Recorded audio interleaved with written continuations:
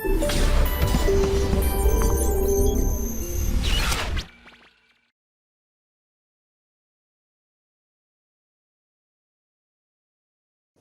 Students, कैसे हैं? आइए शुरू करते हैं वर्क बाय एनर्जी बिना समय खराब किए हुए, क्योंकि बहुत लेंथी टॉपिक है, लेकिन मैं पूरी कोशिश करूंगा कि इस कंटेंट को कवर करूं।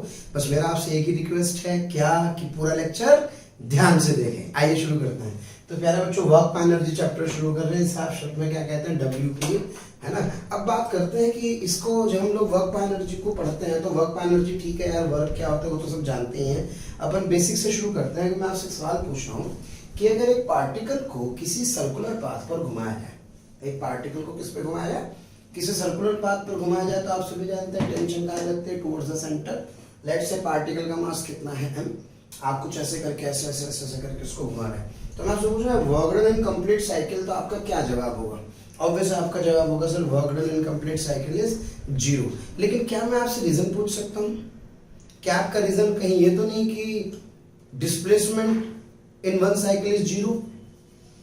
ऐसा तो रीजन नहीं है, क्योंकि अगर आप ये कह रहे हैं कि वर्क डन इसमें 0 है क्योंकि डिस्प्लेसमेंट कितना है पूरे साइकिल में 0 है, तो वर्क डन 0 है। इसका मतलब कहीं ना कहीं आप कुछ गलती कर रहे हैं, क्योंकि work done in half cycle भी 0 ही होता है यार, जबकि हाफ साइकिल में तो डिस्प्लेसमेंट 0 नहीं है। Are you getting my point? Work done in quarter cycle, work done in quarter cycle भी क्या होता है? ये भी 0 ही होता है, जबकि क्वार्टर साइकिल में डिस्प्लेसमेंट 0 नहीं है। इसका मतलब आप जब भी कभी वर्क डन कैलकुलेट करते हैं तो वर्क डन आप कंप्लीट डिस्प्लेसमेंट के लिए कैलकुलेट नहीं करते, क्योंकि यहां पर वर्क डन के 0 होने का कारण एक्चुअल में डिस्प्लेसमेंट और फोर्स के बीच के एंगल का हमेशा कितने डिग्री होना है? 90 डिग्री होना है। तो इसलिए वर्क डन क्या है? 0। Work done is always 0। यानी कि इसका मतलब सर जब छोटे सारे 0 0 0 0 0 वर्क डन जुड़ करके पूरे साइकिल के लिए वर्क डन आया तो 0 आया। तो इसका मतलब 0 आने का कारण डिस्प्लेसमेंट 0 था, ये कारण नहीं है। जबकि 0 होने का कारण प्यारे बच्चों इतनी सारी 0 जुड़ी और 0 ऐड होकर के नेट वर्क डन कितना है? 0। यही कारण है कि प्यारे बच्चों हाफ साइकिल में भी वर्क डन कितना है? 0 है, और क्वार्टर साइकिल में भी वर्क डन कितना है? 0। इसलिए आप प्लीज मिसकंसेप्शन को हटाइए। किसी भी प्रोसेस में टोटल डिस्प्लेसमेंट से कभी भी वर्क डन नहीं लिखा जाता। इसलिए आइए शुरू से पढ़ते हैं, वर्क डन को समझने की कोशिश करते हैं कि एक्चुअल में वर्क डन होता क्या है, कैसे वर्क डन कैलकुलेट करते हैं। तो सबसे पहली बात प्यारे बच्चों, वर्क डन हमेशा छोटा सा कैलकुलेट करते हैं। पहले small amount of work done calculate किया जाता है और फिर किसी भी पाथ के लिए उस वर्क को हम लोग ऐड कर देते हैं। ऐड करने का तरीका आप सभी जानते हैं, इंटीग्रेशन का साइन लगा देते हैं तो सारा का सारा वर्क डन क्या हो जाता है? ऐड हो जाता है। That is small amount of work done that dw is defined as f dot ds। क्या है बच्चों? डॉट प्रोडक्ट है। जब दो वेक्टर का कैसा प्रोडक्ट है? Dot product. तो इसका मतलब जो वर्क डन है, ये वर्क डन कैसी क्वांटिटी है? ये वर्क डन कैसी क्वांटिटी है? स्केलर क्वांटिटी है। इसकी डायमेंशन L/T-2 होती है ना। इसकी यूनिट जूल होती है SI सिस्टम में, अर्ग होती है CGS सिस्टम में। 1 जूल इज इक्वल टू 10⁷ अर्ग होता है। कमाल की बात है, फ्रेम डिपेंडेंट होता है। क्यों? क्योंकि डिस्प्लेसमेंट किस पे डिपेंड करता है? फ्रेम पर। अलग अलग ऑब्जर्वर के लिए डिस्प्लेसमेंट क्या है? अलग अलग। इसलिए वर्क डन किस पे डिपेंड करता है? फ्रेम पर। और प्यारे बच्चों ये f डॉट ds को क्या लिख सकता हूं? उसको लिख सकता हूं FDS cos थीटा। क्या लिख सकता हूं? FDS cos theta.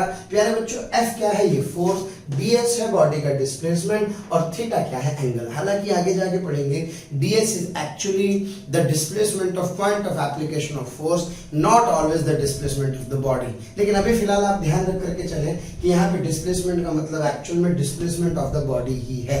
क्या मेरी बात क्लियर है? तो प्यारे बच्चों displacement of the body, force ये रहा, इनके बीच का एंगल कितना है? थीटा। तो यहां से मुझे साफ साफ समझ में आ रहा है, अगर फोर्स और डिस्प्लेसमेंट के बीच का थीटा, फोर्स और डिस्प्लेसमेंट के बीच का थीटा, फोर्स और डिस्प्लेसमेंट के बीच का थीटा अगर लेस देन 90 होगा तो प्यारे बच्चों वर्क डन पॉजिटिव होगा। अगर फोर्स और डिस्प्लेसमेंट के बीच का एंगल थीटा ग्रेटर देन 90 होगा तो वर्क डन नेगेटिव होगा। और अगर फोर्स और डिस्प्लेसमेंट के बीच का एंगल 90 डिग्री होगा तो प्यारे बच्चों वर्क डन कितना हो जाएगा? 0 हो जाएगा। हालांकि फोर्स 0 है तो भी वर्क डन 0 है, डिस्प्लेसमेंट 0 है तो भी वर्क डन क्या है? 0। तो मैं कह सकता हूं कि work done can be positive, work done can be negative and work done can be zero. क्या प्यारे बच्चों मेरी बात क्लियर है? इस तरह से आप पहले small amount of work done calculate करते हैं और फिर क्या करते हैं प्यारे बच्चों, फिर इसको हम इंटीग्रेट कर देते हैं। इंटीग्रेशन का मतलब सीधे सीधे शब्दों में इसको एड अप करना होता है। क्या करना होता है? एडेड अप करना। तो इसको इंटीग्रेट कर देते हैं तो मेरे पास क्या आ जाता है? टोटल वर्क डन कैलकुलेट हो जाता है। प्यारे बच्चों इसको ऐसे भी समझ सकते हैं आप, अगर ये किसी बॉडी पर लगने वाला फोर्स है तो ये फोर्स का कंपोनेंट F cos थीटा, ये वाला कंपोनेंट F sin थीटा। क्या क्लियर है? बॉडी का डिस्प्लेसमेंट इधर, क्या फोर्स का कंपोनेंट इधर, तो जरा सोचो क्या वर्क डन होता है? F ds cos theta. तो F ds cos थीटा को क्या लिख सकता हूँ? कैसे भी तो लिख सकता हूँ कि F cos theta into ds, यानी कि फोर्स का कंपोनेंट डिस्प्लेसमेंट की डायरेक्शन में, फोर्स का कंपोनेंट डिस्प्लेसमेंट की डायरेक्शन में F cos theta into ds, that is the component of force along the direction of displacement gives the work done. क्या प्यारे बच्चों मेरी बात क्लियर है? अगर आप इसको ऐसे भी समझ सकते हैं, ये कोई पार्टिकल है जिसका मास m, इसका डिस्प्लेसमेंट इधर है। प्यारे बच्चों फोर्स है, मैंने इसके ऊपर एक परपेंडिकुलर ड्रॉप किया, तो ये जो ds का ये वाला जो कंपोनेंट होगा, क्या है कंपोनेंट? ds cos थीटा होगा। तो क्या मैं लिख सकता हूं component of displacement along force, that is ds cos theta. तो यहां से डेफिनेशन ये भी आ सकती है कि component of ds along force is basically ये और इसका प्रोडक्ट ही मुझे क्या देता है? वर्क डन देता है। तो वर्क डन कैलकुलेट करने के लिए आप लिख सकते हैं simply F ds cos theta, आप लिख सकते हैं component of force multiplied by the displacement, और कंपोनेंट ऑफ फोर्स किस डायरेक्शन में? डिस्प्लेसमेंट की डायरेक्शन में। अब प्यारे बच्चों इसके ऊपर करते हैं कुछ क्वेश्चंस।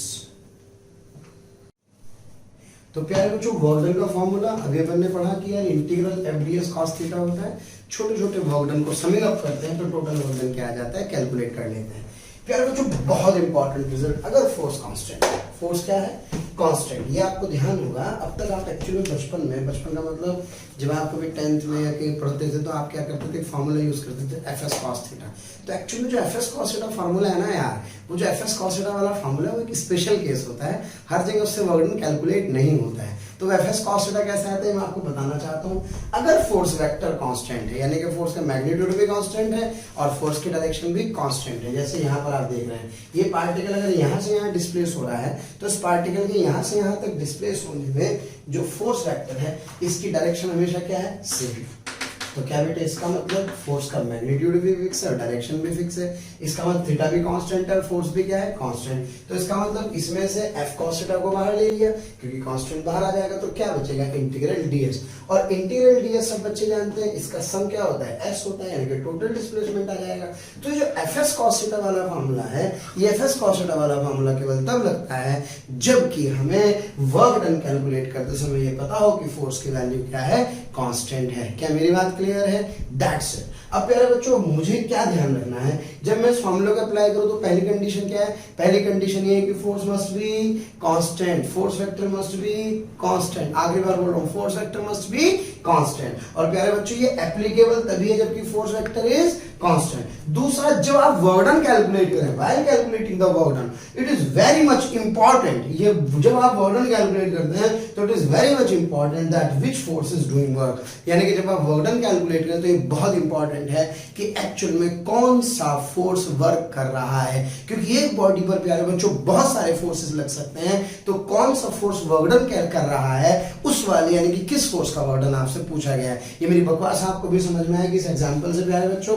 ये 2 kg का ब्लॉक है, 2 kg के ब्लॉक को 2 मीटर डिस्प्लेस किया गया। कितने मीटर डिस्प्लेस किया? 2 मीटर। कितने मीटर? 2 मीटर। 2 kg का ब्लॉक, फोर्स लग रहा है प्यारे बच्चों 20 न्यूटन का कांस्टेंट फोर्स। कैसा फोर्स? कांस्टेंट। और बॉडी को A से B तक डिस्प्लेस कर दिया गया है। कोएफिशिएंट ऑफ फ्रिक्शन कितना गिवन है? 0.5 आपको गिवन है। आपसे कह रहा है कैलकुलेट द वर्क डन। अरे भाई ठीक है, वर्क डन तो कैलकुलेट करना है, लेकिन किसका वर्क डन कैलकुलेट करना है? नॉर्मल का, mg का, फ्रिक्शन का, F का। Yes, that is the important thing, that which force is doing work. तो आपसे कह रहा है क्वेश्चन में यस नॉर्मल का वर्क डन कैलकुलेट करो, फिर आपसे कह रहा है mg का वर्क डन कैलकुलेट करो, फिर आपसे कह रहा है फ्रिक्शन का वर्क डन कैलकुलेट करो, और साथ ही साथ आपसे फिर किसका वर्क डन पूछेगा? ये आपसे कहेगा चौथे नंबर पे यार work done by this force F भी क्या कीजिए? कैलकुलेट कीजिए। तो प्यारे बच्चों सबसे इंपॉर्टेंट बात, नॉर्मल कहां लग रहा है? नॉर्मल लग रहा है सरफेस के परपेंडिकुलर अपवर्ड डायरेक्शन में। 2g कहां लग रहा है? 2g लग रहा है प्यारे बच्चों डाउनवर्ड डायरेक्शन में। तो आपको 2G पता है, ब्लॉक आगे जा रहा है तो क्या ये प्यारे बच्चों एक फ्रिक्शन फोर्स होगा? Yes sir. तो सबसे पहले कैलकुलेट करते हैं वर्क डन बाय नॉर्मल का। तो जो नॉर्मल का वर्क डन होगा, नॉर्मल का वर्क डन जब आप कैलकुलेट करेंगे तो that work done by normal is equals to प्यारे बच्चों क्या, नॉर्मल ऊपर क्या डिस्प्लेसमेंट इधर, और थीटा कितने डिग्री? 90 डिग्री। कमाल की बात यह है कि फोर्स फिक्स है, फिक्स डायरेक्शन में है, तो वर्क डन हुआ ns cos 90 that comes out to be 0। क्या क्लियर है? Yes sir. अब प्यारे बच्चों बात करते हैं वर्क डन बाय mg की। जब वर्क डन बाय mg की बात करेंगे तो mg कहाँ लग रहा है? नीचे। क्या डिस्प्लेसमेंट इधर, एंगल फिर कितना? 90। क्या प्यारे बच्चों cos 90 कितना? 0। तो ये वर्क डन फिर कितना आ गया है? 0 आ गया है। अब बात करता हूँ वर्क डन बाय फ्रिक्शन की। तो पहले फ्रिक्शन का मैग्नीट्यूड निकालता हूँ। The magnitude of friction is mu k into N, that mu is what? That is 0.5। प्यारे बच्चों नॉर्मल कितना है? 20। तो क्या this comes out to be 10 newton? Yes sir. तो work done by friction calculate करना है, तो फ्रिक्शन इधर, डिस्प्लेसमेंट इधर, तो क्या एफ के इधर लग रहा है, क्या डिस्प्लेसमेंट इधर लग रहा है, थीटा कितने डिग्री है? 180 डिग्री। प्यारे बच्चों चिंता न करें, बहुत अच्छे अच्छे सवाल मैं कराने वाला हूं, लेकिन चलेंगे जीरो से हीरो लेवल की तरफ। आप छोटे छोटे से कंसेप्ट अगर आप उनको ठीक करते चलेंगे तो मुझे नहीं लगता कोई प्रॉब्लम है। तो एफ के डिस्प्लेसमेंट इधर है, थीटा कितना है? 180 डिग्री। तो सर इसका मतलब जो फ्रिक्शन का वर्क डन होगा प्यारे बच्चों, that F K is what? Sir this F K is 10। तो बेटे 10, डिस्प्लेसमेंट कितना है? Sir displacement is 2 metre and cos of 180 degree. एक बात मैं आपको फिर बता दूं प्यारे बच्चों, यहाँ पे हमेशा मैग्नीट्यूड यूज करते हैं, कभी भी साइन नहीं लगाते। तो it comes out to be 20 minus 1 यानी कि minus 20 joule. What does this negative work done implement? ये नेगेटिव वर्क क्या करता है? इंप्लाइज करता है कि फोर्स और डिस्प्लेसमेंट के बीच का एंगल थीटा कहीं ना कहीं ग्रेटर देन 90 रहा होगा। क्या प्यारे बच्चों मेरी बात क्लियर है? इसके बाद बात करते हैं work done by this force F। तो इस फोर्स का वर्क डन कैलकुलेट करने के लिए क्या 20? Yes sir. क्या डिस्प्लेसमेंट कितना? 2। क्या cos 0 यानी कि 1, तो it comes out to be 40 joule. इसका मतलब ये इंपॉर्टेंट था कि जब आप वर्क डन कैलकुलेट करें तो which force is doing work. प्यारे बच्चों बहुत बढ़िया सवाल। Calculate the work done bye mg and work done by friction. कहां से कहां तक के लिए? जबकि ब्लॉक A से B तक क्या कर रहा है प्यारे बच्चों? मूव कर रहा है। तो A से B तक का सबसे पहले तो डिस्प्लेसमेंट निकाल लेते हैं 37 डिग्री। इसके सामने कितने मीटर? 3 मीटर आ जाएगा 5 4 ट्रिपलेट से। तो इसका मतलब क्या ये 5 मीटर आ जाएगा? चलो ठीक है, ऐसे भी आ गया। सबसे पहली बात प्यारे बच्चों mg क्या 2g यानी कि 20 लग रहा है कुछ इस डायरेक्शन में? Yes sir. तो क्या बेटे ये कांस्टेंट फोर्स है, यानी कि पहले ग्रेविटी का वर्क डन निकालते हैं। ये फोर्स और डिस्प्लेसमेंट कुछ इधर, तो प्यारे बच्चों थीटा ये 37, तो ये एंगल कितनी? 53 डिग्री। तो इसका मतलब that work done by gravity is equals to 2g into displacement SAB that is 5, okay, and cos 53 degree that is 25। यहाँ पे प्यारे बच्चों मेरे पास 100 और cos 53 को मैं लिख सकता हूँ यहाँ से 3/5 यानी कि it comes out to 60 joules. Clear है? फिर बात करते हैं प्यारे बच्चों फ्रिक्शन के वर्क डन की। फ्रिक्शन के लिए मैं जानता हूँ क्या नॉर्मल मीटर लग रहा होगा? Yes sir. बेटा mg के कितने टुकड़े कर सकता हूँ? 2। अगर mg के 2 टुकड़े कर दूँ तो एक ये होगा और क्या प्यारे बच्चों एक ये होगा। Yes sir. ये वाला जो कंपोनेंट होगा क्या वो होगा 2g cos 37 डिग्री। इससे मेरे पास क्या आ गया है? नॉर्मल रिएक्शन आ गई है। That normal reaction is this much. तो क्या फ्रिक्शन इधर की तरफ लग रहा होगा? Kinetic friction. सो सबसे पहले that magnitude of kinetic friction is mu k into n। That mu के is 0.5 and this normal is yes 20 cos 37. So this is 0.5 into 20 and cos 37 is this cos 37 is 4/5। बच्चों ये मेरे पास आ जाएगा कितना? This is comes out to be 8 metre. Okay, तो 8 Newton friction आ गया है। डिस्प्लेसमेंट इधर है, डायरेक्शन दोनों की क्या है? अपोजिट। तो यानी कि जो फ्रिक्शन फोर्स का वर्क डन होगा that work done is 8 into the displacement is what? That displacement is 5. The angle is cos 180 degree. So it comes out to be -40 joule. क्या मेरी बात क्लियर है? तो ऐसा आप फ्रिक्शन का वर्क डन भी निकाल सकते हैं, ऐसा आप mg का वर्क डन भी क्या कर सकते हैं, कैलकुलेट। प्यारे बच्चों इसमें बहुत इंपॉर्टेंट क्वेश्चन है, जानते हैं क्या? mg की डायरेक्शन हमेशा फिक्स है। अगर आप देखें तो mg हमेशा एक फिक्स डायरेक्शन में एक्ट कर रहा है। अगर कोई फोर्स फिक्स डायरेक्शन में एक्ट कर रहा हो, कैसे एक्ट कर रहा हो? फिक्स डायरेक्शन में, जैसे mg की डायरेक्शन हमेशा प्यारे बच्चों फिक्स है। ओके, ये कितना है 5 मीटर। तो हम जब यहाँ पहुँचेंगे इस पॉइंट, तो इस पॉइंट पर जब आप पहुँच रहे हैं तो प्यारे बच्चों इधर तो आप कितना जा रहे हैं 3 मीटर, जबकि इधर आप कितना जा रहे हैं 4 मीटर। तो A से B तक जाने में फोर्स की डायरेक्शन में कितना डिस्प्लेसमेंट है? सर फोर्स की डायरेक्शन में डिस्प्लेसमेंट 3 मीटर है। कितने मीटर है? 3 मीटर। तो आप डायरेक्ट आंसर लिख सकते हैं यहाँ से mg into 3। और mg कितना था प्यारे बच्चों? दैट mg is what 2 यानी कि 20 into 3, so it comes out to be 60 joule. यानी कि force and the displacement in the direction of force, इससे मैं क्या कर सकता हूँ? टोटल वर्क डन कैलकुलेट कर सकता हूँ। तो इसलिए आप ध्यान रखें, कभी भी कोई फिक्स डायरेक्शन में लगने वाली फोर्स हो तो ज़्यादा दिमाग नहीं लगाना है। अपने को फोर्स की डायरेक्शन में जो डिस्प्लेसमेंट है उससे सीधे सीधे क्या कर देना है? मल्टीप्लाई करके वर्क डन कैलकुलेट करने वाले हैं। आइए क्वेश्चन करते हैं इसके ऊपर। प्यारे बच्चों बहुत बढ़िया सवाल, फिर मैं आपको एक बार फिर बताना चाहता हूँ, काफी अच्छी खासी इसके एप्लीकेशंस हैं। एक बॉब जिसका मास कितना है m, और एक पेंडुलम जिसकी लेंथ कितनी है n, और इस पर एक कांस्टेंट हॉरिजॉन्टल फोर्स एक्ट कर रहा है। कैसा फोर्स? Constant horizontal force. इसका मतलब कहीं भी चला जाए फोर्स का डायरेक्शन हमेशा क्या रहने वाली है? सेम। इसलिए पार्टिकल के डिस्प्लेसमेंट पर अपने को ध्यान नहीं देना है। अगर फोर्स की डायरेक्शन हमेशा क्या है? सेम, तो हमें कुछ नहीं करना, फोर्स की डायरेक्शन में पार्टिकल का डिस्प्लेसमेंट देखना होता है। आपसे कह रहा है calculate work done by force, work done by tension और वर्क डन बाय ग्रेविटी। तो प्यारे बच्चों जब ये पार्टिकल यहाँ पहुंचा, यानी कि इस जगह से यहाँ पहुंचा, तो क्या ये एक्स में कितना चला? Yes sir. और क्या प्यारे बच्चों ये वाई में कितना चला? Yes sir. क्या प्यारे बच्चों ये एल है, ये एंगल थीटा है, तो ये जो साइड होगी ये होगी एल कॉस थीटा, और ये साइड क्या होगी? L sine theta. पूरा कितना लेंथ है? एल, तो ये पूरी एल, तो ये वाली जो लेंथ होगी क्या वो होगी? L minus L cos theta. कितनी होगी? L minus L cos theta. तो वाई आपके पास कितना आ गया? Sir Y is L1 minus cos theta, जबकि x आपके पास कितना आ गया? सर x आ गया मेरे पास L साइन थीटा।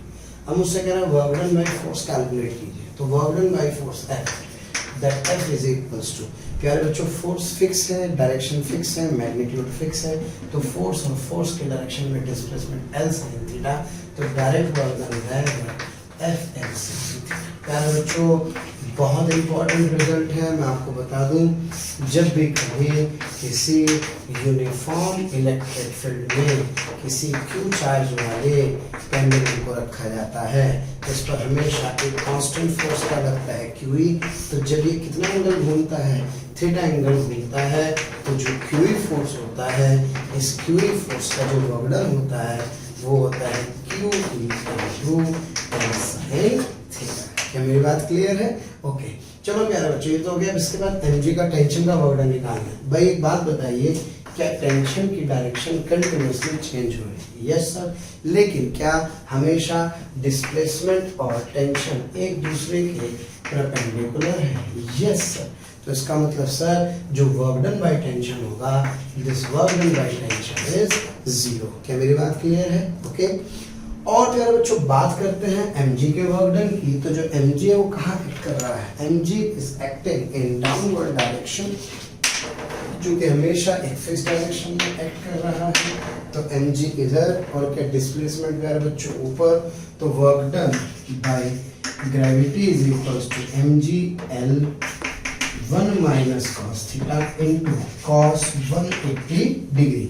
क्योंकि mg इधर है तो क्या डिस्प्लेसमेंट इधर है, और एंगल कितना आ गया बच्चों? 180 डिग्री। तो जो मेरे पास वर्क डन आ जाएगा that would be minus mg L1 minus cos theta. So this is the work done by gravity. Okay आइए करते हैं अगला सवाल। प्यारे बच्चों ये बड़ा बढ़िया सवाल है, हालांकि आप कहेंगे सर सारे सवाल ही अच्छे होते हैं। अरे बढ़िया ही छांट के ला रहे हैं आप लोगों के लिए। खैर प्यारे बच्चों आपसे कह रहे हैं टेंशन का वर्क डन कैलकुलेट कीजिए। किसका? टेंशन का। क्या जबकि t is equal to T time पर जबकि एक ऑब्जर्वर क्या है ए और दूसरा ऑब्जर्वर है प्यारे बच्चों बी। बी वो ऑब्जर्वर है जो कहाँ पर है, जो ग्राउंड के अंदर है, और ए ऑब्जर्वर वो है जो किसके अंदर है, लिफ्ट के अंदर है। तो जब आप वर्क डन कैलकुलेट करते हैं तो सर ने क्या बताया था कि वर्क डन डिपेंड करता है ऑब्जर्वर के ऊपर। अलग अलग ऑब्जर्वर के लिए वर्क डन क्या होता है, अलग अलग। आइए कैलकुलेट करते हैं। प्यारे बच्चों रेस्ट से चल रही है t बराबर 0 पर a नॉट एक कांस्टेंट एक्सेलरेशन है, तो मैं equation of motion say that displacement can be half a naught into t का स्क्वायर। ये मेरे पास डिस्प्लेसमेंट आ जाएगा कितने समय में, 0 से t टाइम में, यानी कि this is the value of t। प्यारे बच्चों टेंशन लग रही है ऊपर की तरफ, मैं जानता हूँ, मैंने पढ़ा है कि यहाँ पर अगर टेंशन लिखूंगा तो that tension is equal to a naught से जब ऊपर की तरफ जाता है तो प्यारे बच्चों टेंशन का मैग्नीट्यूड हो जाता है m into G plus A naught. क्या क्लियर है? यानी कि आपको फोर्स पता है कितना, tension M G plus A naught. Sir ने बताया था कि force is always frame independent, force कभी भी फ्रेम पे डिपेंड नहीं करता, okay, but displacement depends on frame. अब बात कर रहे हैं एज ऑब्जर्व बाई ए। तो प्यारे बच्चों ए ऑब्जर्वर के लिए, जो ऑब्जर्वर ए है, क्या उसके लिए displacement of the block is 0, यानी कि ऑब्जर्वर ए के लिए डिस्प्लेसमेंट कितना है, 0। तो वर्क डन क्या होगा sir, tension into displacement, okay, into cos theta. तो जब यही नहीं है तो फिर इसका मतलब वर्क डन कितना हो गया, 0। तो यानी कि इस ऑब्जर्वर के लिए टेंशन ने कोई काम नहीं किया। लेकिन जो ऑब्जर्वर कहाँ पर है, बी, जो कि ग्राउंड पर है, ग्राउंड वाले ऑब्जर्वर के लिए ब्लॉक कहाँ पहुंच गया, इतने ऊपर। इतने ऊपर मतलब half a naught t square. So that work done by b is equals to, प्यारे बच्चों ये मेरे पास आ जाएगा tension into displacement, that is half a naught into t का स्क्वायर। और चूंकि ऊपर ही डिस्प्लेसमेंट की direction and the direction of force is same, यानी कि मैं कह सकता हूँ cos 0 डिग्री होगा। So this is m g plus a naught into half a naught into t का square. So this work done for observer b is what, this is m g plus a not 1/2 into a naught into t का square. Clear है?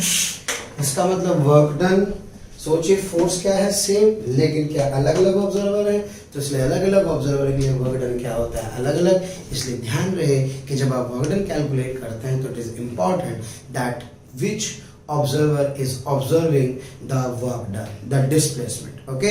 आइए करते हैं अगला सवाल। प्यारे बच्चों एक m मास की बॉडी किसी हेमिस्फेरिकल बॉल के ऊपर प्लेस्ड है जिसकी रेडियस कितनी है r, और इसको एक कांस्टेंट फोर्स यानी कि कांस्टेंट मैग्नीट्यूड के f0 फोर्स से क्या किया गया है, खींचा गया है। ये जब भी यहाँ हो लेकिन फोर्स हमेशा क्या रहता है, कांस्टेंट। और ये कहाँ पहुँचता है, ये इस पॉइंट पे पहुँचता है। क्या मेरी बात क्लियर है?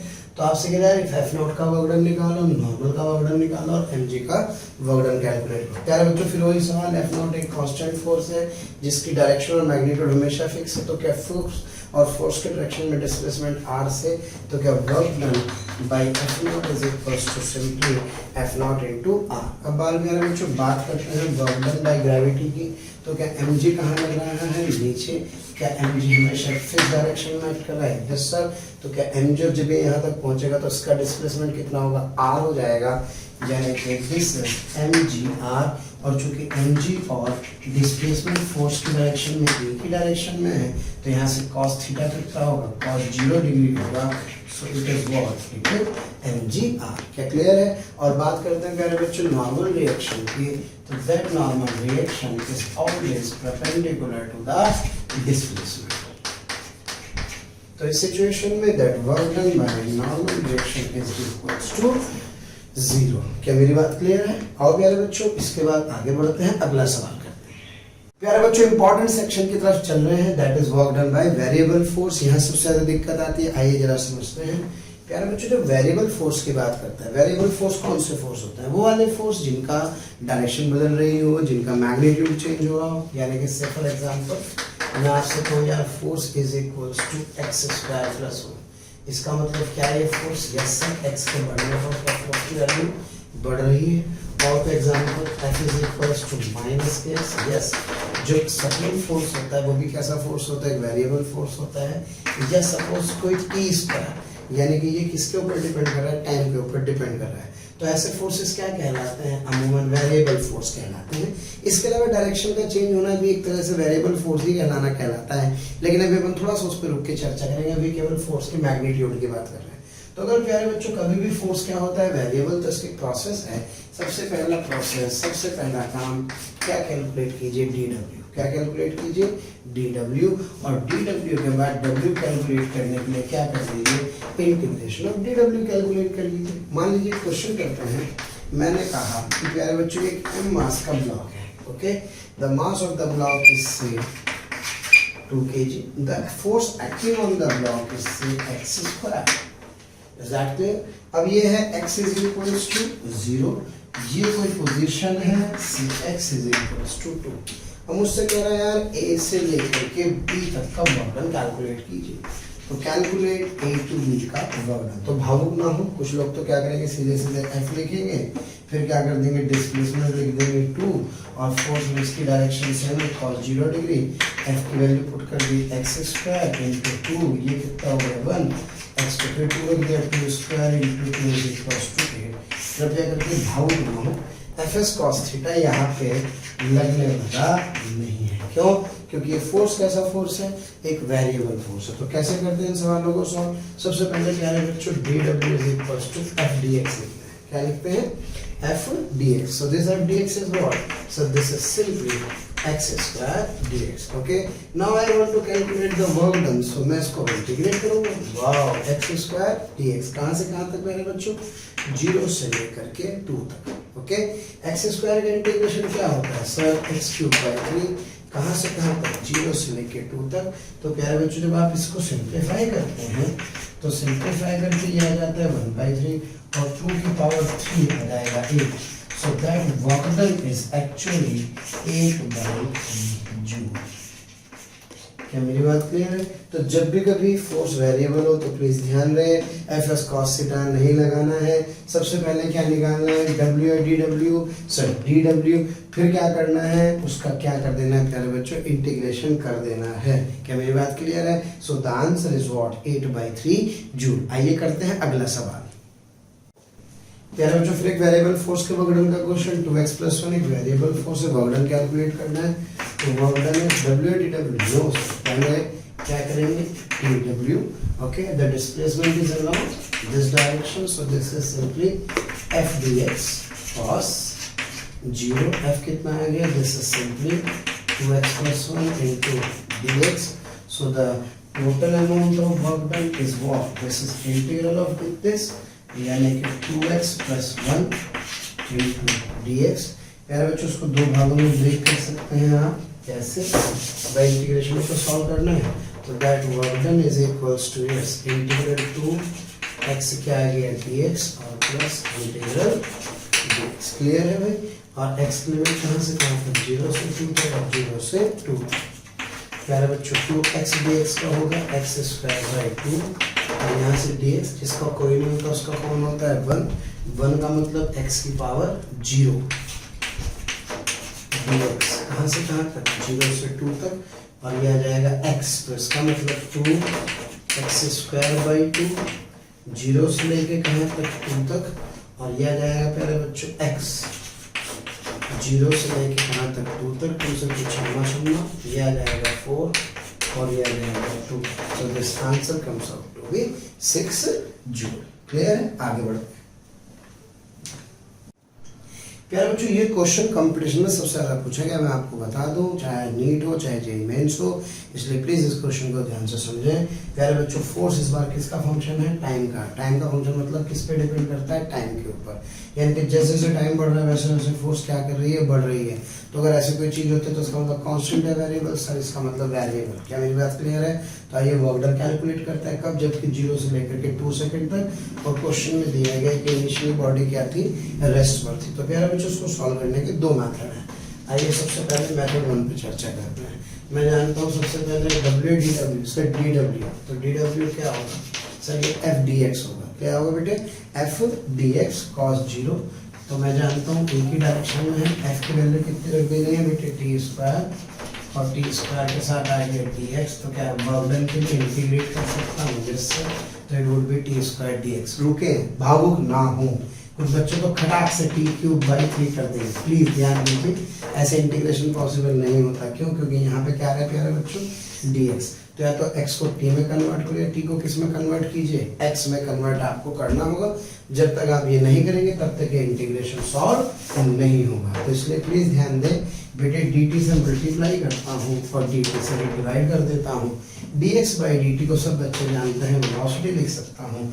So now this problem is integral yes क्या t²v dt। क्या क्लियर है? अब मैं इसको इंटीग्रेट कर दूंगा क्योंकि पूरा का पूरा फंक्शन किसके टर्म में आ जाएगा, टाइम के। क्योंकि यहाँ ये संभव ही नहीं था, इसका साकी नाका ही ना होता, क्योंकि ये t था और ये क्या था, x था। तो x को t में बदला है, t को x में। जब तक ये एक फॉर्म में नहीं होगी तब तक ये इंटीग्रेशन पॉसिबल नहीं है। प्यारे बच्चों मुझे चाहिए v। मैं जानता हूँ फोर्स मुझे गिवन है कितना, that force is equals to t²। क्या प्यारे बच्चों इसका मतलब that m is equals to t², 1 kg का ब्लॉक।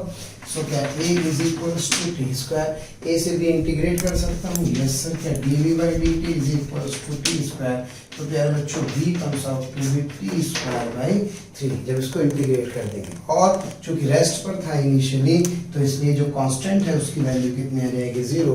तो v की वैल्यू आ जाएगी t³/3। जानने के लिए काइनेमेटिक्स आप जानते हैं, पढ़ें देखें तो आपको पता लग जाएगा कैसे इसको सॉल्व किया गया है। क्या मेरी बात क्लियर है? तो यहाँ से मेरे पास v की वैल्यू आ गई है। तो now the work done is simply t²। v की वैल्यू कितनी होगी प्यारे बच्चों, सर ये आ गया t³/3 इंटू मेरे पास आ गया dt, यानी कि इंटीग्रल t⁵/3 dt। वाओ, 0 से लेके कहाँ तक, 2 तक कैलकुलेट करना है, टाइम की लिमिट है। आइए इसको इंटीग्रेट कर देते हैं। प्यारे बच्चों 1/3 क्या आ गया बाहर। अब बचा t⁴ को लिख सकता हूँ 6/6। कहाँ से कहाँ तक, 0 से लेकर के 2 तक। तो क्या ये मेरे पास आ गया प्यारे बच्चों 18 और ये मेरे पास आ गया 2⁶। क्या मेरी बात क्लियर है? और 2⁶ कितना होता है सर, 2⁶ होता है 32। कितना, 32। तो ये आ गया 32/18। 2⁶ होता है 64, तो ये आ गया 64/18 जूल। क्या क्लियर है? तो इस तरह से हम क्या कर सकते हैं, वर्क डन कैलकुलेट करना होगा। कब? जबकि आपको फोर्स किसका फंक्शन दिया हो प्यारे बच्चों, टाइम का फंक्शन दिया हो। तो थोड़ी मेहनत है, लेकिन आप ध्यान रखें इस सिचुएशन में कभी भी डायरेक्ट f/dx नहीं लगाते, बल्कि क्या करते हैं, इंटीग्रल f/v/dt का प्रयोग करते हैं। क्या मेरी बात क्लियर है? ऐसे प्यारे बच्चों इसका जो मेथड 2 है, एक्चुअल में वैसे तो हम इसको पढ़ते हैं आगे वर्क एनर्जी थ्योरम में, लेकिन मैं फिर भी आपको यहीं पे ब्रीफ कर दूं that work done bye F is simply change in kinetic energy. इससे भी आप क्या कर सकते हैं, डायरेक्ट इसको सॉल्व कर सकते हैं। और काइनेटिक एनर्जी क्या होती है, half mv²। So that is half mv final square minus half mv initial का स्क्वायर। प्यारे बच्चों मास कितना है बॉडी का, 1 kg। तो यहाँ से एक काम कर सकते हैं, ये कॉमन ले सकता हूँ। तो क्या v final square minus v initial का स्क्वायर। चूंकि बॉडी रेस्ट पर थी तो ये तो क्या हो गया 0। v कितना है, t³/3। तो जो v की वैल्यू कितनी है, t³/3 है। तो बेटे 2 सेकंड पर जो वेलोसिटी होगी क्या वो 2³ by 3 हो जाएगी। यस सर, 2³ क्या होता है क्या बच्चों, सर ये होता है 8/3। तो यहाँ पे जब मैं इसको सॉल्व करके देखूंगा, हाफ इंटू 8/3 का होल स्क्वायर, इसका होल स्क्वायर 8/3 का होल स्क्वायर। तो यहाँ से मेरे पास ये आ जाएगा 1/2 इंटू 64/9 दैट इज 64/18। तो ये भी बहुत अच्छा तरीका है। आपको सीधे सीधे फोर्स से क्या निकालनी है, सीधे सीधे फोर्स से वेलोसिटी निकालिए और वेलोसिटी निकाल करके फाइनल वेलोसिटी निकाल दीजिए और चेंज इन काइनेटिक एनर्जी से डायरेक्ट वर्क डन क्या कर सकते हैं, आप कैलकुलेट कर सकते हैं। सो डियर स्टूडेंट्स, ये क्वेश्चन बहुत प्यारा सवाल है, कई बार पूछा गया है। आइए जरा ध्यान से देखें। When a rubber band is stretched by a distance x, it exerts a restoring force of magnitude F is equals to ax plus bx का square. A and B are the constants, okay, यानी कि ये constants हैं। आपसे कह रहा है work done in stretching the unstretched rubber band by length L, यानी कि आपको कह रहा है कि L लेंथ स्ट्रेच करने में वर्क डन क्या कीजिए, कैलकुलेट। बहुत आसान सा सवाल है। टेल मी, ये फोर्स वेरिएबल है, constant sir, it is A variable force, क्या है बच्चों वेरिएबल फोर्स है तो बताइए W या DW। सर W निकालेंगे सबसे पहले, यानी कि प्यारे बच्चों समझिए कहानी बहुत सिंपल सी है, यानी कि ये रबर टाइप्स है कोई बॉडी और इस पर एक फोर्स लग रही है, इस फोर्स का मैग्नीट्यूड है प्यारे बच्चों AX प्लस BX का स्क्वायर। क्या मेरी बात क्लियर है? तो सब बच्चे जानते हैं DW is equals to F के साथ DX, यानी कि it is AX plus BX square के साथ DX। तो प्यारे बच्चों DW आ गया, W के लिए क्या कर सकता हूँ सर, इसको इंटीग्रेट कर दीजिए, तो क्या AX plus BX square DX, इसको दो भागों में तोड़ सकते हैं किस तरह से, AX DX plus BX square DX, और लिमिट कहाँ से कहाँ तक प्यारे बच्चों, कहाँ तक स्ट्रेच करना है इसको बाई L, यानी कि 0 से लेकर के L तक और 0 से लेकर कहाँ तक L तक। जब आप इस इंटीग्रेशन को सॉल्व करेंगे तो इंटीग्रेशन को सॉल्व करके the value comes out to be AL square by 2, यहाँ से x का आ जाएगा x स्क्वायर बाई 2, लिमिट 0 से L तक, b बाहर आ जाएगा x cube by 3, AL cube b L cube by 3। क्या मेरी बात क्लियर है? तो सर कौन सा ऑप्शन आएगा, इसका मतलब ये हुआ कि AL square by 2 plus BL square cube by 3 से मैं कह सकता हूँ that option is the correct answer. Okay, आइए करते हैं अगला सवाल। हेलो डियर स्टूडेंट्स, अब हम लोग बात कर रहे हैं वर्क डन बाय किसकी, स्प्रिंग फोर्स की। जाने ये चाकू है, लग जाए तो खून निकल आता है, बच्चों का खेल नहीं। खैर मेरे कहने का मतलब केवल इतना सा है कि स्प्रिंग फोर्स एक ऐसा फोर्स होता है जिसका वर्क डन निकालते समय सबसे ज्यादा प्रॉब्लम होती है, और पता नहीं क्यों कहीं ना कहीं स्प्रिंग फोर्स से डर लगता है। ये मैं आपको बताता हूँ, अगर आप इस टेक्निक को आज समझ जाएंगे तो स्प्रिंग फोर्स का वर्क डन निकालना आपने चुटकियों का खेल होगा, और स्प्रिंग फोर्स का आपको कोई सवाल गलत नहीं होगा। तो प्यारे बच्चों पहले समझते हैं work done bye spring force. पहली बात तो जैसे स्प्रिंग फोर्स वर्ड आया तो क्या मैं जानता हूँ F इज इक्वल्स टू क्या होता है, माइनस KX होता है। X is what, that X is basically elongation और compression। लेकिन कहां से, that is very important thing, from natural. x होता है प्यारे बच्चों, ये x हमेशा कहां से लिखा जाता है, नेचुरल लेंथ से। अब ये बताइए क्या है फोर्स, एक वेरिएबल फोर्स है, यस सर।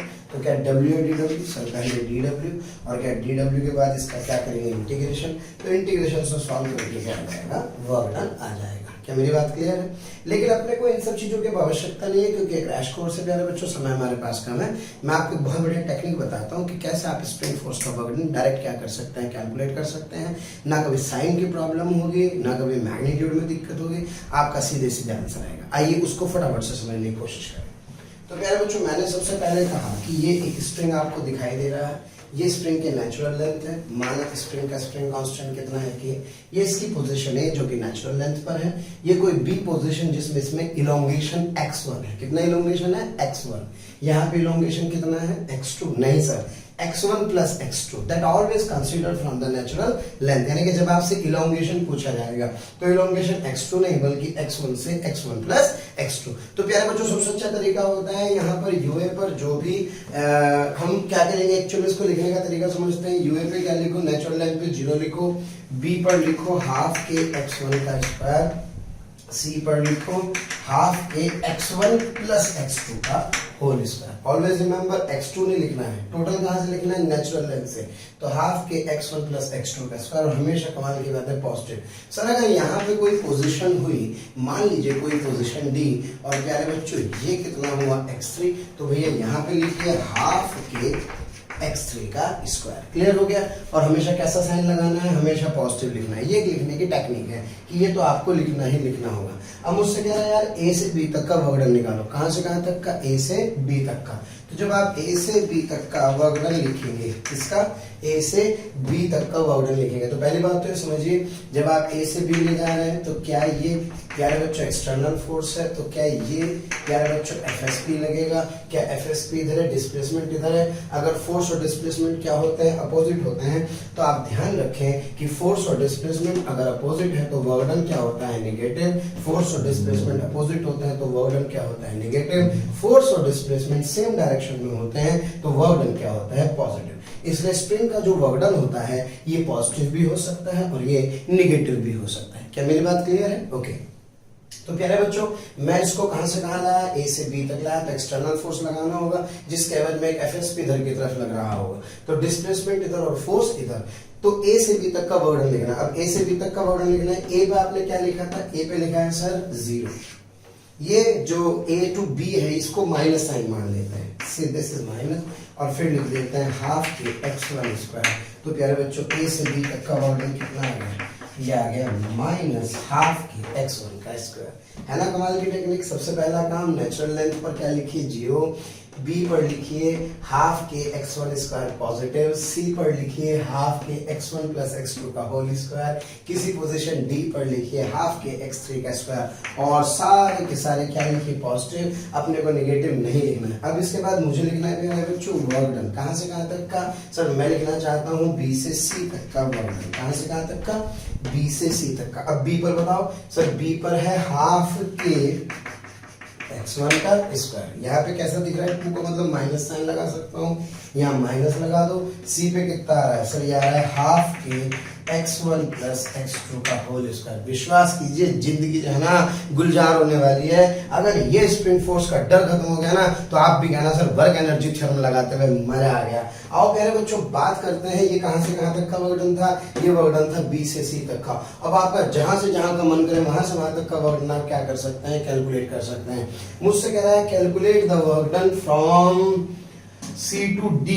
कहां तक का, सी टू डी। तो सी से डी तक का वर्क डन कैलकुलेट करेंगे। कहां से, तो सी पे लिखिए सबसे पहला काम, सी पर सर हाफ के x1 प्लस x2 का होल स्क्वायर, और डी पर क्या है सर, ये हमेशा नेचुरल लेंथ से ये 2 का मतलब कैसा साइन लगा सकता हूं, माइनस हाफ के x3 का स्क्वायर। क्या मेरी बात क्लियर है। अब तो बल्ले बल्ले है जी, कोई इंटीग्रेशन करने की जरूरत नहीं। सबसे पहला काम फिर एक बार बता रहा हूँ, किस स्प्रिंग के लिए नेचुरल लेंथ पर क्या लिखेंगे 0, जितना इलोंगेशन होगा। सपोज यहाँ कितना है x1 के लिए हाफ के x1 स्क्वायर, यहाँ पर क्या है इतना, तो टोटल कितना हुआ x1 प्लस x2 से हाफ के x1 प्लस x2 का होल स्क्वायर। जब मैं d पर पहुंचता हूँ नेचुरल लेंथ से, तो प्यारे बच्चों ये हो गया कितना, हाफ के x3 का होल स्क्वायर। क्या मेरी बात क्लियर है। तो इस तरह से मैं क्या कर सकता हूँ, वर्क डन लिखूंगा a टू b।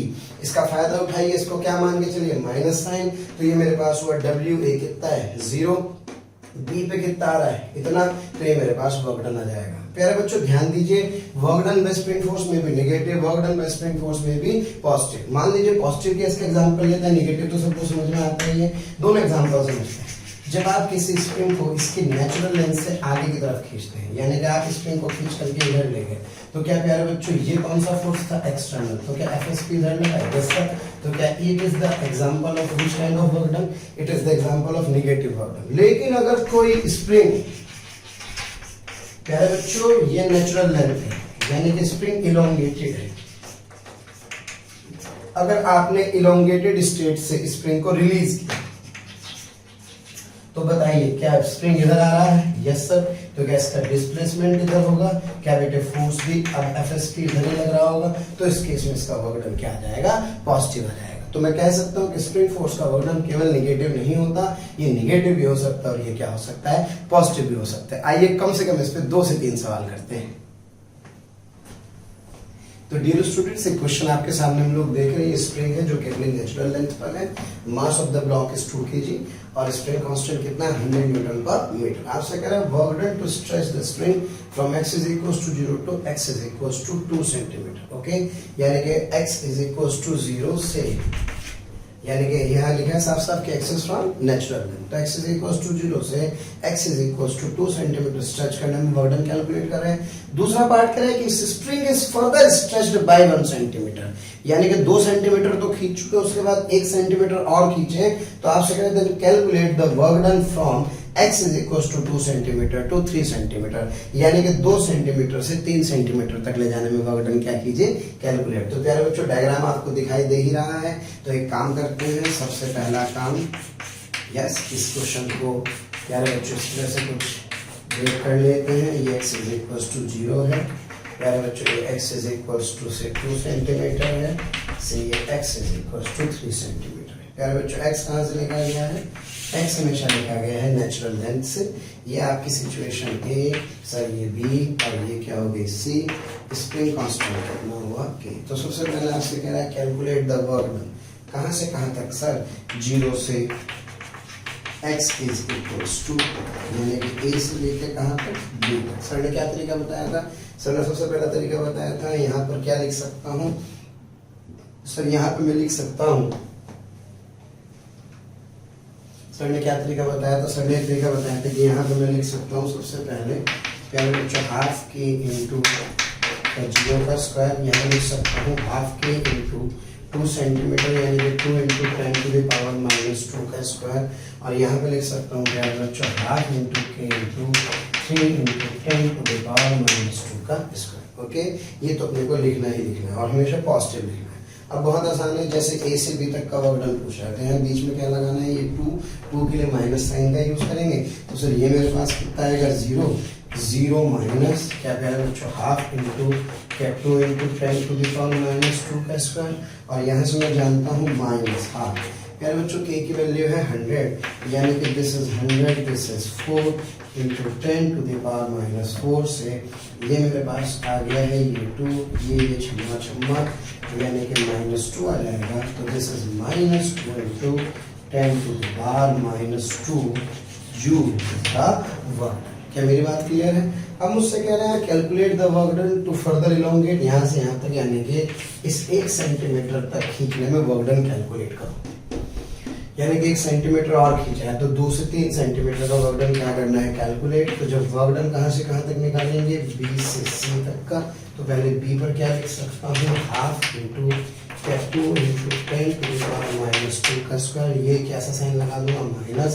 जब सी की बात करूंगा तो ये आ जाएगा half K into 3 into 10 to the power -2 का होल स्क्वायर। क्या क्लियर है प्यारे बच्चों? के यहाँ से क्या कर सकता हूँ, बाहर लिख सकता हूँ के बाई 2 कॉमन आ गया, ये मेरे पास आ जाएगा 4 इंटू 10 टू द पावर -4, और ये मेरे पास आ जाएगा -9 इंटू 10 टू द पावर -4। प्यारे बच्चों के कितना गिवन है 100, यानी कि ये आ जाएगा 50, दिस इज 50, और यहाँ से ये मेरे पास आ जाएगा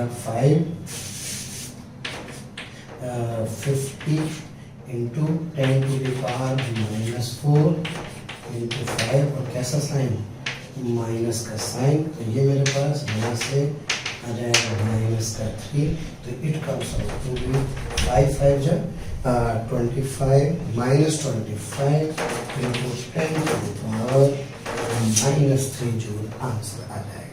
तो कहने का मायने ये है कोई फार्मूला याद करने की जरूरत नहीं, क्योंकि आप जब फार्मूला याद करते हैं तो कहीं ना कहीं आपको फार्मूले में क्या हो जाता है, कंफ्यूजन हो जाता है। इसलिए आप क्या करें, सीधे सीधे प्यारे बच्चों इस वाले मेथड को अप्लाई करेंगे तो आपका कभी आंसर गलत नहीं आएगा। आइए बढ़ते हैं आगे। प्यारे बच्चों क्वेश्चन आपको दिखाया जा रहा है, बहुत स्टैंडर्ड क्वेश्चन है। मैं फिर आपसे बोल रहा हूँ जितने भी क्वेश्चन आपको करा रहा हूँ सारे कहीं ना कहीं पूछे गए हैं। आइए करेक्ट करते हैं। एक स्प्रिंग S1, दूसरा स्प्रिंग S2, इसका स्प्रिंग कांस्टेंट K1, इसका स्प्रिंग कांस्टेंट K2। क्वेश्चन में दिया है K1 बड़ा है किससे, K2 से, यानी कि इस वाले स्प्रिंग की स्टिफनेस ज्यादा है इस वाले स्प्रिंग के मुकाबले। तो प्यारे बच्चों क्वेश्चन को ध्यान से पढ़ें। कह रहा है if work done in stretching the spring by same amount x, यानी कि आपने क्या किया, इस स्प्रिंग को भी x खींचा और इस स्प्रिंग को भी क्या खींचा, x खींचा, ये तो कह रहा है। और वर्क डन क्या है, W1 और W2 है। तो आपसे पूछा है W1 और W2 में रिलेशन बताइए, ये आपको सिंपल कैलकुलेट करना है। प्यारे बच्चों मैं W1 W2 actually work done के मैग्नीट्यूड की बात कर रहा हूँ। तो सर मैं जानता हूँ बहुत बेसिक सा काम है, स्प्रिंग फोर्स का वर्क डन नेचुरल लेंथ से आप खींचते तो कितना होता है मैग्नीट्यूड, हाफ के x का स्क्वायर। क्लियर है? जब ये हाफ के x स्क्वायर होगा तो प्यारे बच्चों x की वैल्यू क्या है, सेम।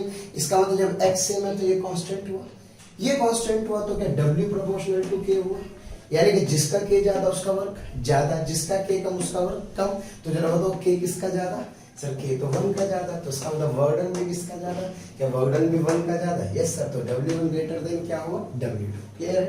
दूसरा पार्ट बहुत इंपॉर्टेंट कह रहा है बाय सेम फोर्स F, यानी कि ये सब जुगा तो ये work done in stretching the spring by same amount taking same force. इस बार दोनों पर क्या किया, दोनों स्प्रिंग पर हमने सेम फोर्स लगाया। इस पर भी कितना फोर्स लगाया F, इस पर भी कितना फोर्स लगाया F। इस बार F क्या है सेम, चूंकि K अलग अलग है, K क्या है अलग अलग, तो इसका मतलब X क्या होगा डिफरेंट होंगे। तो थोड़ा सा इस फॉर्मूले को आपको मॉडिफाई करना होगा। आपका फॉर्मूला है W is equals to half KX square. क्या मेरी बात क्लियर है मेरे बच्चों? तो इसमें से चूंकि X डिफरेंट है तो X को फोर्स के टर्म में लाइए, क्योंकि यहाँ पर हमें किसको कांस्टेंट रखना है, फोर्स को कांस्टेंट रखना है। तो मैंने क्या किया, हाफ KX स्क्वायर में K से मल्टीप्लाई कर दिया और K से डिवाइड कर दिया। ओके, ये इसके साथ चला गया, KX का होल स्क्वायर हो गया। प्यारे बच्चों स्प्रिंग फोर्स बन गया F यानी कि F स्क्वायर, और ये आ गया 2K।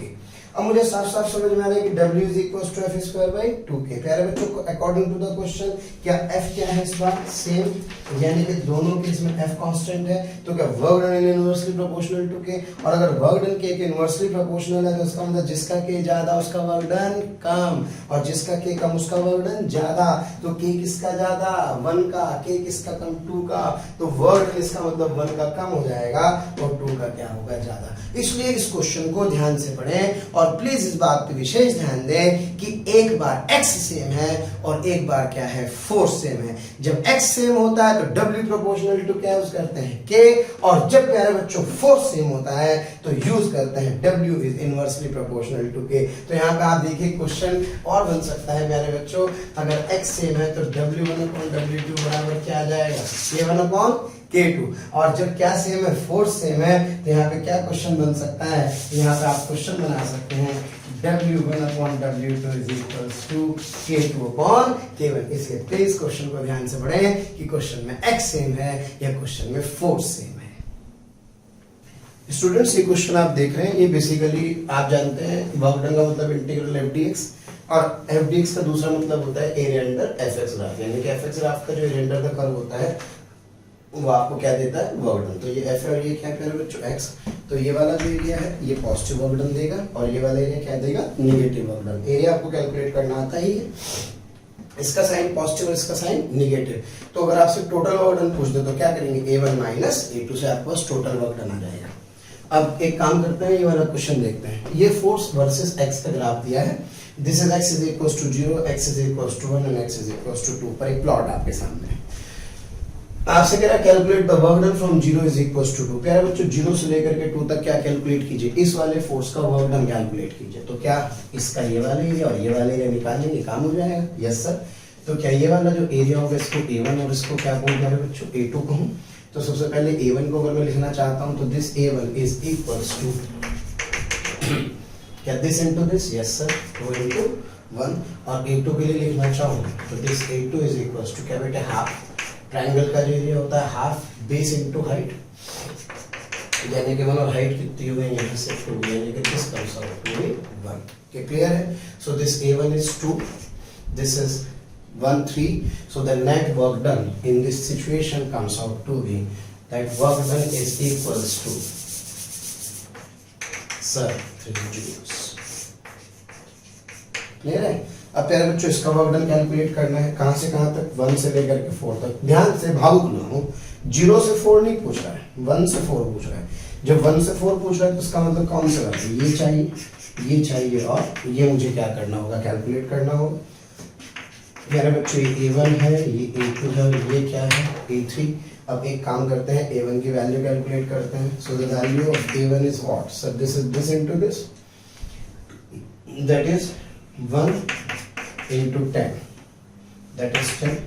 फिर बात करते हैं इस a2 की, that a2 is equals to base into height half, triangle के लिए तो बेस कितना हो गया, this is 1, हाइट कितनी आ गई 10, यानी कि this is 5। और फिर इस वाले की बात करें a3 जो कि नेगेटिव होगा, so that a3 is equals to half into base कितना हुआ 1, हाइट कितनी हुई 10, this is 5, okay, but this would be actually what, negative।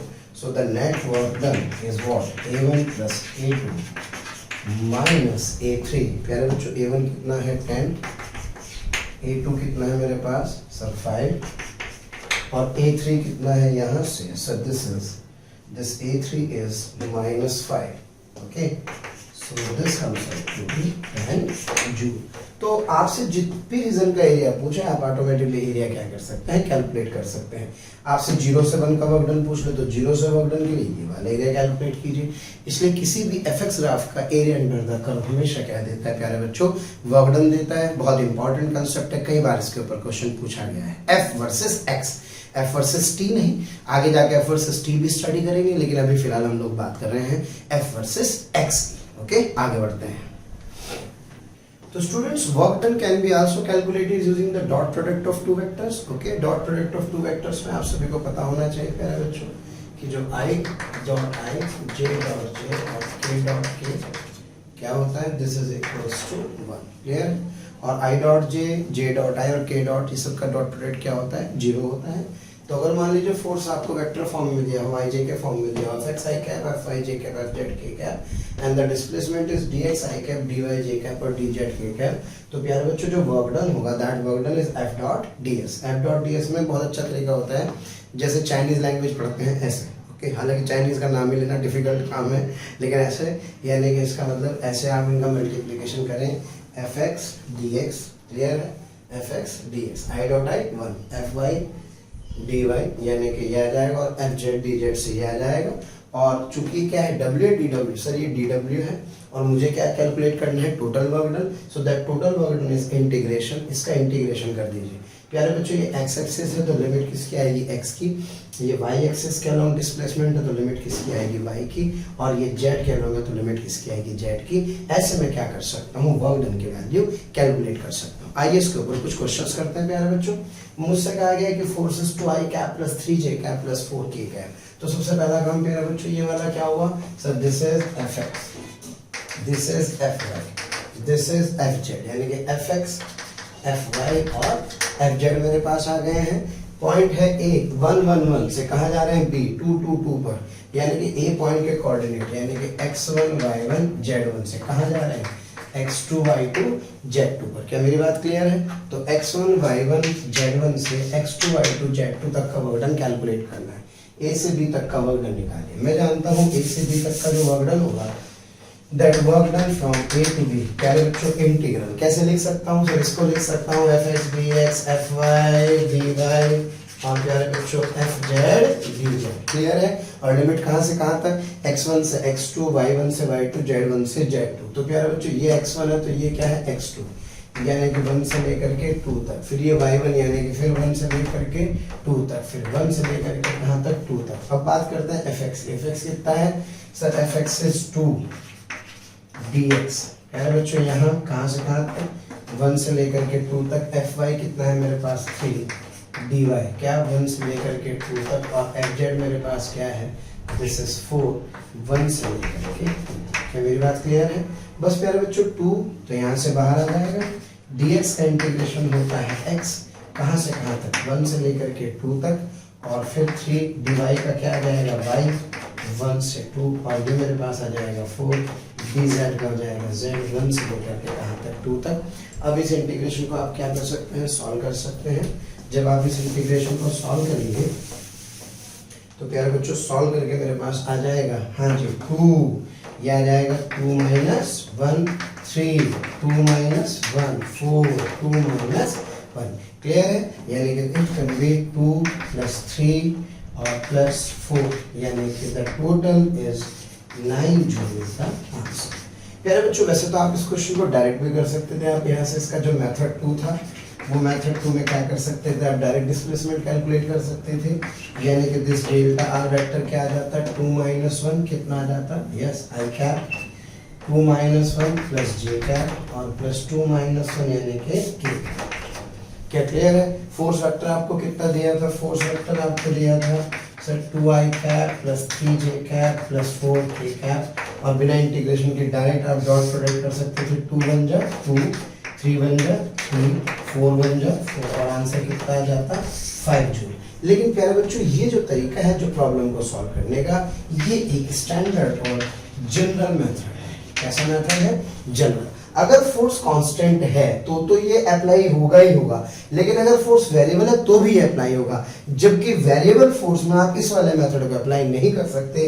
This method is only for constant force. मेरी बात क्लियर है? तो ये केवल कांस्टेंट फोर्स के लिए वैलिड है, जबकि ये कांस्टेंट वेरिएबल हर जगह ये वाला फार्मूला प्यारे बच्चों क्या है, एप्लीकेबल होगा। तो इसलिए मैं आपसे एक छोटी सी रिक्वेस्ट करूंगा कि जब भी आप कभी वर्क डन आईजे के फॉर्मेट में सॉल्व करें, आपको पॉइंट्स के कोऑर्डिनेट दिए हो तो आप सीधे सीधे इसी वाले फॉर्मूले को यूज करें। थोड़ा सा शुरू में दिक्कत हो सकती है, लेकिन यही one of the best method है वर्क डन कैलकुलेट करने का, जबकि आपको आईजेके में फोर्सेस और डिस्प्लेसमेंट गिवन हो। आइए करते हैं अगला सवाल।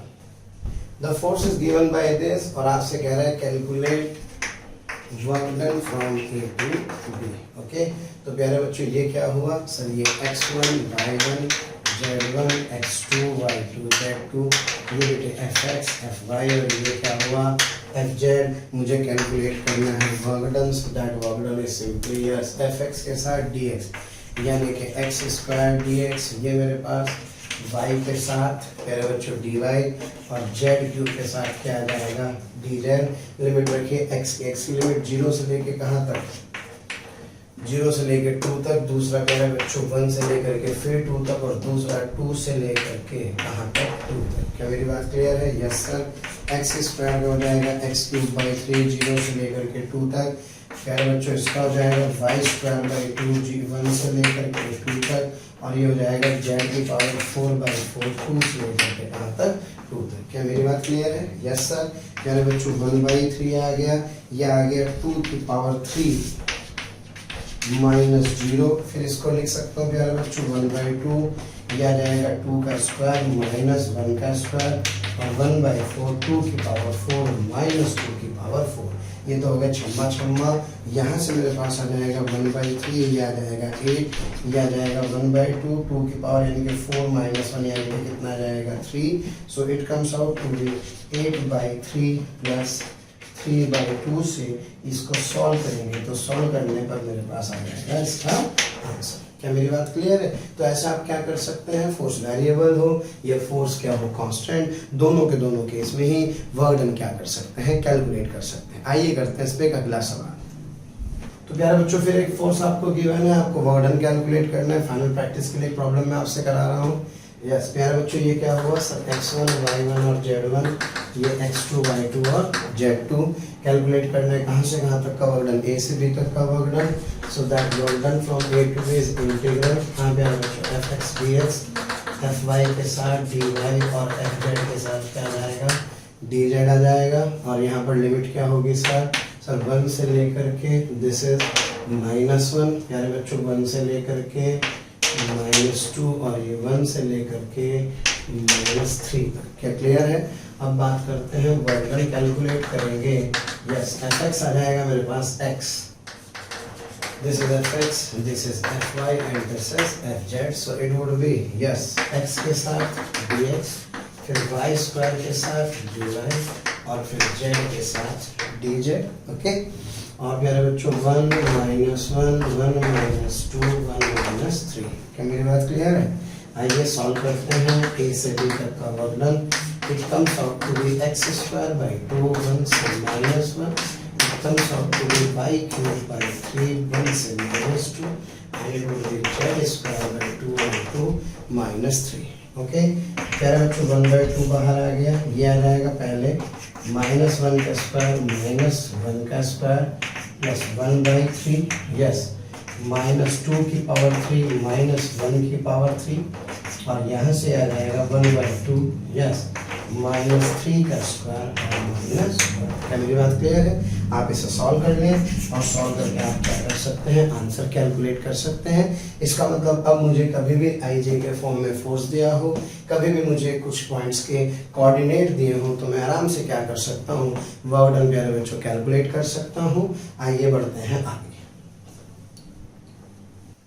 प्यारे बच्चों ये जो क्वेश्चन अब हम लोग करने वाले हैं, इस एक क्वेश्चन में आप समझिए टोटल 8 सब क्वेश्चंस छुपे हुए हैं। कितने क्वेश्चंस? 8 सब क्वेश्चंस। अगर आप इनके रिजल्ट याद रख लेंगे तो भी इंपॉर्टेंट है, सीधे सीधे सवाल आता है और कोशिश करता है आइए इसको समझने की। तो प्यारे बच्चों सबसे पहला हेडिंग समझे, work done by friction. Okay, work done by friction, work done by friction, इसका मतलब हम लोग फ्रिक्शन की बात कर रहे हैं। इसमें हेडिंग समझिए क्या क्या पॉइंट्स हैं। Work done bye static friction on a body, किसी बॉडी पर work done bye static friction क्या हो सकता है, 0 भी हो सकता है, पॉजिटिव भी हो सकता है और निगेटिव भी हो सकता है। ध्यान से समझिए, work done bye static friction on a body may be zero, may be positive and may be negative. यार जी स्टैटिक फ्रिक्शन का मतलब समझ में आता है, स्टैटिक फ्रिक्शन मतलब बॉडी रेस्ट, रेस्ट मतलब डिस्प्लेसमेंट जीरो, तो इसका मतलब वर्क डन क्या हुआ जीरो। फिर ये पॉजिटिव और निगेटिव कहां से आगे, सवाल ये आता है। आइए जरा ध्यान से देखें प्यारे बच्चों, सबसे पहले का बात जब हम करते हैं जीरो की तो फील आती है अगर ये कोई ब्लॉक किसी सरफेस पर रेस्ट पर रखा है, तो जब आप इसको किसी फोर्स एफ से क्या करते हैं, खींच रहे हैं, जब आप इसे F से खींचेंगे तो क्या इस सिचुएशन में इस ब्लॉक पर क्या प्यारे बच्चों एक स्टैटिक फ्रिक्शन इधर की तरफ लग रहा होगा, यस सर। लेकिन जब बॉडी रेस्ट पर है, मूव कर नहीं रहा, तो इसका मतलब इसका डिस्प्लेसमेंट कितना हुआ, जीरो। इसका डिस्प्लेसमेंट जीरो, तो इसका वर्क डन कितना हुआ, जीरो। यानी कि ये बात मुझे समझ में आती है। अब बात करते हैं वर्क डन पॉजिटिव कब होता है। प्यारे बच्चों ये सरफेस तो स्मूथ है, लेकिन इसके बीच में फ्रिक्शन कितना है, सफिशिएंट। फ्रिक्शन सफिशिएंट है and the both the blocks move together. यानी कि अगर दोनों ब्लॉक कैसे चल रहे हैं, एक साथ साथ क्या कर रहे हैं, मूव कर रहे हैं। तो अगर दोनों ब्लॉक साथ साथ क्या करेंगे, मूव करेंगे, तो साथ साथ मूव करने की स्थिति में प्यारे बच्चों ध्यान से देखो, ये वाला ब्लॉक भी कहाँ जाएगा, आगे, ये वाला ब्लॉक भी कहाँ जाएगा, आगे। इसको आगे ले जाने वाला कौन, सर इसको आगे ले जाने वाला स्टैटिक फ्रिक्शन फोर्स। और नीचे वाले पर स्टैटिक फ्रिक्शन की डायरेक्शन क्या लगेगी, पीछे की तरफ लगेगी। अगर आपने ब्लॉक और ब्लॉक प्रॉब्लम पढ़ा होगा तो आप इस बात को समझिए कि नीचे वाला जो ब्लॉक है उस पर तो फ्रिक्शन कहाँ लग रहा है, पीछे। ऊपर वाले ब्लॉक पर फ्रिक्शन क्या लग रहा है, आगे। तो जब ये सिस्टम थोड़ा सा डिस्प्लेस होकर कहाँ जाएगा, आगे की तरफ मूव करेगा, तो इसके फॉरवर्ड डायरेक्शन में मूव करने की सिचुएशन में, और अच्छे से डिटेल से समझाता हूँ मैं आप लोगों को प्यारे बच्चों। मान लीजिए मैं आपसे कहूँ कि भाई ये एक ब्लॉक, ये दूसरा ब्लॉक, इनके बीच में कोई रिलेटिव स्लिपिंग नहीं, यहाँ तो म्यू कितना है, जीरो। आपने इस पर कितना फोर्स लगाया है, अब एफ फोर्स लगाने से वो ये खिसक करके यहाँ पहुंच गया, क्लियर हो गई बात। तो जब ये यहाँ से यहाँ पहुंचा, तो जरा बताओ इस ब्लॉक पर, नीचे वाले ब्लॉक पर फ्रिक्शन कहाँ लगा, सर नीचे वाले ब्लॉक पर फ्रिक्शन लगा पीछे, ऊपर वाले ब्लॉक पर फ्रिक्शन कहाँ लगा, आगे, क्योंकि ये कहाँ जा रहा है, आगे। सोचो अगर फ्रिक्शन ना होता तो ये नहीं रहता और ये नीचे से निकल जाता, तो इसका मतलब इसको आगे ले जाने वाला कौन है, फ्रिक्शन। और जब फ्रिक्शन इस पर आ गया तो इस पर फ्रिक्शन क्या है, पीछे। प्यारे बच्चों सिस्टम का डिस्प्लेसमेंट कहाँ है, फॉरवर्ड डायरेक्शन में। अब नीचे वाले ब्लॉक को देखो, डिस्प्लेसमेंट आगे, फ्रिक्शन पीछे, तो इसका मतलब इस केस में फ्रिक्शन और डिस्प्लेसमेंट अपोजिट। इसका मतलब वर्क डन क्या हुआ, वर्क डन हुआ निगेटिव। जबकि ऊपर वाले ब्लॉक को देखो, फ्रिक्शन भी आगे और क्या, डिस्प्लेसमेंट भी आगे, यस सर। तो इसका मतलब इसका वर्क डन क्या हुआ, पॉजिटिव। तो मैं कह सकता हूं कि जो स्टैटिक फ्रिक्शन फोर्स का वर्क डन होता है किस पर, किसी बॉडी पर, किसी बॉडी पर, ये हो सकता है पॉजिटिव, ये हो सकता है निगेटिव, और ये हो सकता है जीरो। क्या मेरी बात क्लियर है।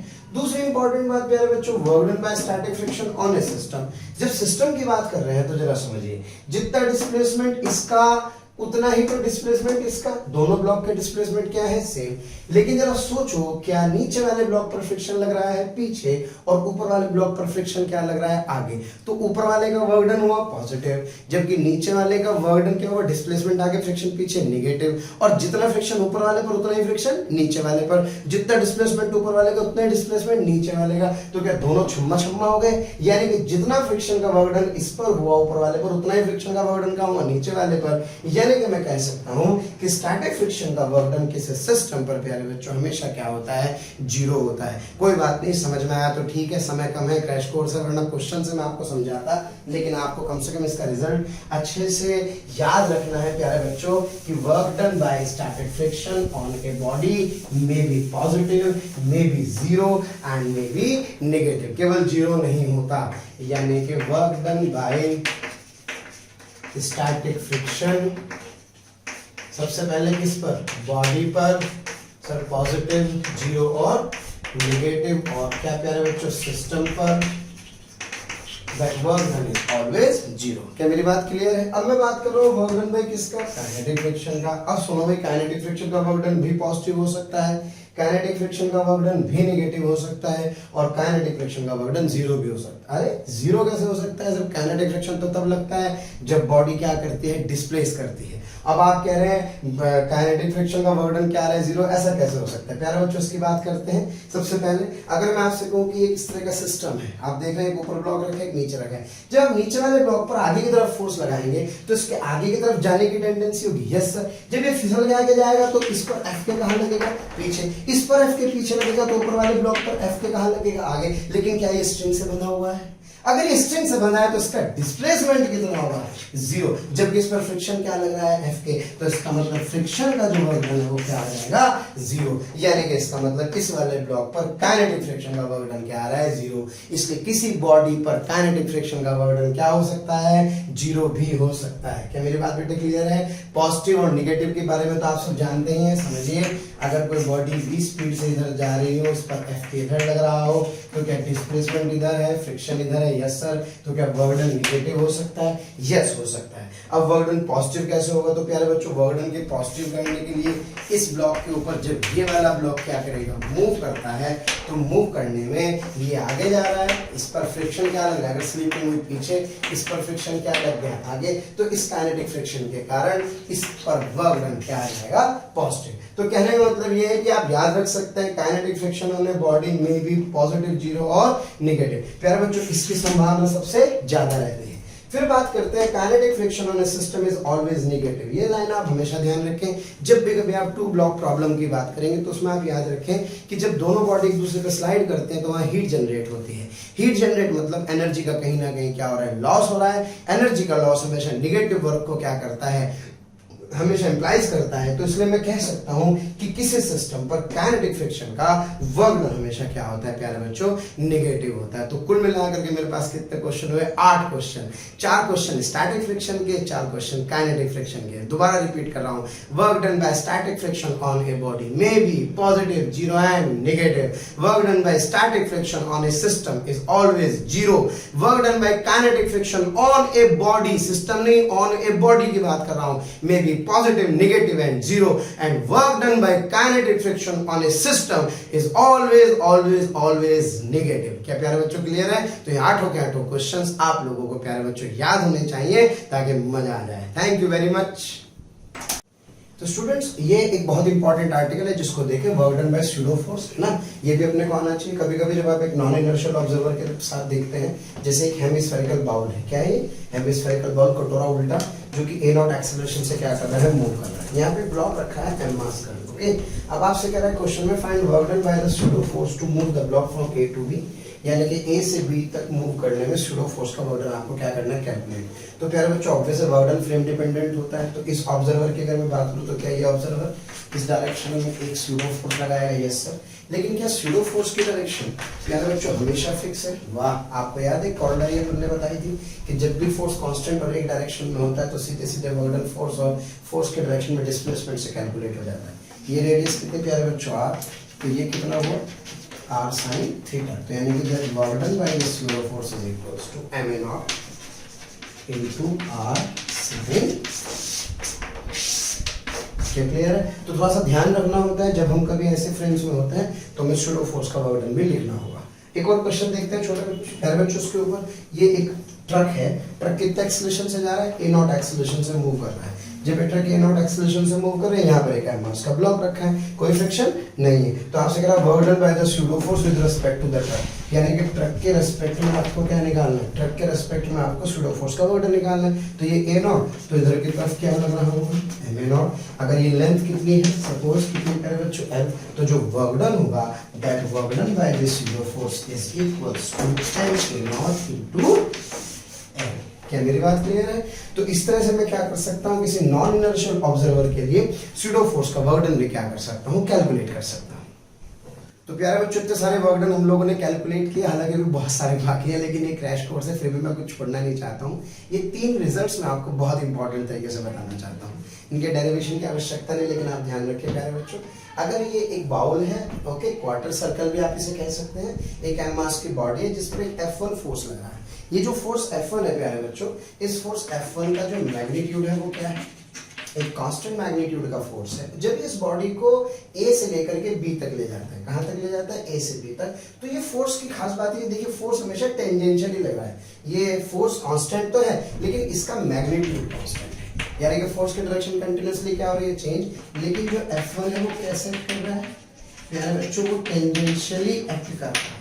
तो अगर फोर्स टेंजेंशियली एक्ट कर रहा है तो इस सिचुएशन में कहीं भी डिस्प्लेसमेंट और फोर्स के बीच का जो एंगल होगा थीटा प्यारे बच्चों को क्या होगा, जीरो होगा।